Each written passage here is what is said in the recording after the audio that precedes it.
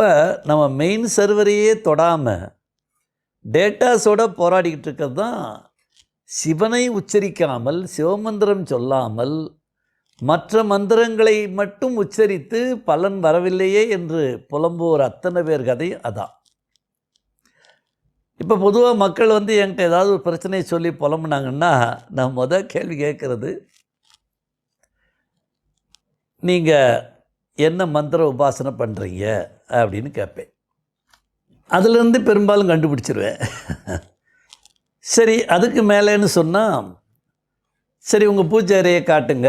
அவங்க வீட்டுக்கு போகிற சூழ்நிலை வந்துச்சுன்னா முதல்ல பூஜை அறையை தான் பார்ப்பேன். இப்போ சில பூஜை அறையை பார்த்தாச்சுன்னா எல்லாம் இருக்கும்.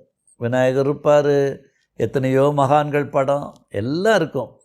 ஆனால் அம்மையப்பன் இருக்க மாட்டார், நடராஜர் இருக்க மாட்டார், சிவலிங்கம் இருக்காது, சிவஸ்வரூபமே இங்கே இருக்காது.